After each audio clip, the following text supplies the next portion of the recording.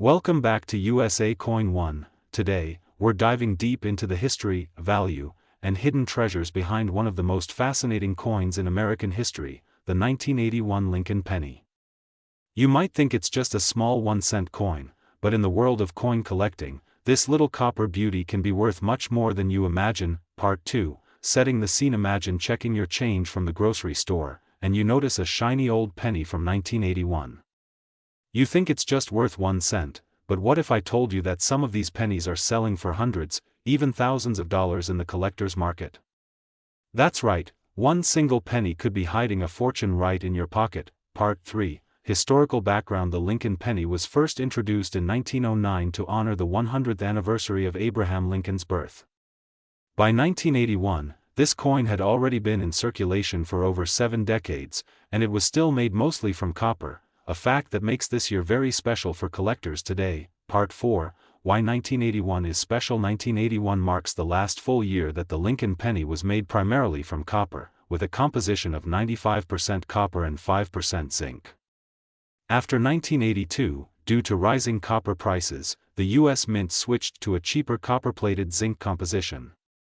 This makes the 1981 penny the last of an era, and that historical fact alone increases its desirability. Part 5, copper value. Even just for its metal content, a 1981 penny is worth more than face value.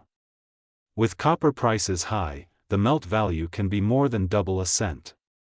But collectors aren't just after the metal, they want coins in pristine condition, with sharp details and, in some cases, rare minting errors. Part 6, the design. The front, or obverse, of the 1981 penny features the iconic bust of President Abraham Lincoln, designed by Victor David Brenner. On the reverse side, you'll find the beautiful Lincoln Memorial, designed by Frank Gasparo, which had been on the penny since 1959. Every detail, from the word liberty to the date, can make a huge difference in a coin's value. Part 7, mint marks. In 1981, pennies were struck at 3 locations, Philadelphia. The mint mark can be found just under the date. Collectors look closely for these marks, as certain mints and strike types are more valuable than others. Part 8, the rare proof coins. Proof versions of the 1981 penny, struck in San Francisco with the S mint mark, are some of the finest examples ever made. These coins were specially made for collectors, with sharp details and mirror-like surfaces. A flawless 1981 S proof can command an impressive price on the market. Part 9, errors and varieties. Here's where things get exciting. Some 1981 pennies have double dies, center strikes, or other mint errors that dramatically increase their value. A double die obverse, where the lettering and numbers appear doubled, can be worth hundreds of dollars depending on condition. Part 10, condition is everything. The grade of your coin determines its true value. Coins are graded on a scale from poor. Regular worn 1981 penny may only be worth a few cents, but a flawless MS 67 or higher can bring big money at auction. Part 11, circulated versus uncirculated. Circulated coins have been used in everyday transactions, showing wear and tear. Uncirculated coins, on the other hand, have never been used and retain their original mint luster. For the 1981 penny, uncirculated examples are far more valuable. Part 12, current market value. In the current collector market, a standard 1981 penny in average condition is worth around 2 to 3 cents for its copper content. But high-grade examples, especially from the Denver and San Francisco mints, can be worth anywhere from $10 to over $100. Part 13, record sales. One of the most remarkable sales was a 1981 D Lincoln penny graded MS 68, which sold for over $1,000 at auction. This shows just how far collectors are willing to go for a perfect coin. Part 14, the appeal of copper pennies. Collectors love copper pennies not only for their beauty but for their connection to American history. The warm reddish-brown color, the weight in your hand, and the fact that copper pennies are disappearing from circulation make them highly collectible. Part 15, how to spot a valuable 1981 penny. Look for sharp details in Lincoln's hair, the clarity of the lettering, no scratches or spots, and strong luster. A good magnifying glass can reveal hidden doubling or other small details that could increase value. Part 16, storage and preservation. If you find a high-quality 1981 penny, don't just throw it in a drawer. Store it in a protective coin flip, capsule, or holder to prevent scratches and tarnishing. Part 17, the importance of professional grading for coins you believe are valuable. Consider sending them to a professional grading service like PCGS or NGC. A certified grade can significantly increase a coin's market price. Part 18, the transition year 1981 stands right before the major change in penny composition, making it a transition point in U.S. coinage history.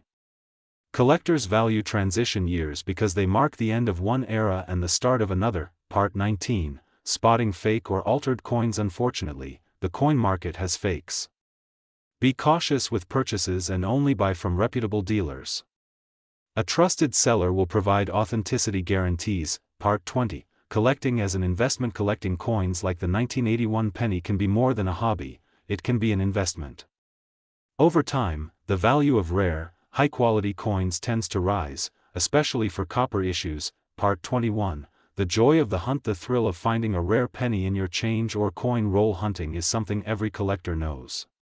Keep your eyes open, treasures can be anywhere. Part 22, coin roll hunting for 1981 pennies. One of the best ways to find 1981 copper pennies is to search through bank rolls.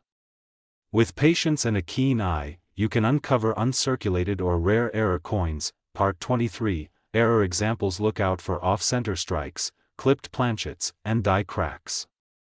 These errors make coins stand out and can multiply their value. Part 24 to 1981 small date and large date varieties. Some pennies from this year have small date or large date variations, especially from the San Francisco Mint.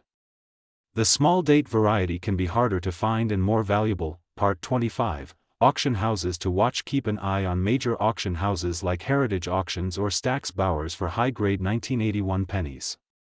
Prices realized there can set the tone for the market. Part 26, comparing 1981 to other years. While 1981 pennies are valuable, other copper years like 1970, 1969, double die, or 1983 copper errors can also be worth a lot.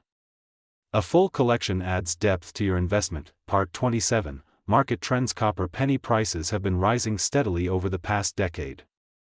As more collectors enter the market, demand is expected to keep increasing. Part 28, international interest. It's not just American collectors who want these coins, international buyers are also driving up prices, especially for high-grade proofs and errors. Part 29, final tips for collectors. Always research before buying, handle coins carefully, and keep learning about varieties and errors. Knowledge is your best tool in coin collecting. Part 30, closing statement. So, the next time you come across a 1981 Lincoln penny, remember, it's not just a coin. It's a piece of history, a work of art, and potentially a hidden treasure. Whether it's worth a few cents or a few $1,000s, it's part of the story of America's currency. This is USA Coin 1, wishing you good luck in your coin hunting adventures, and may you always find the treasure you're looking for.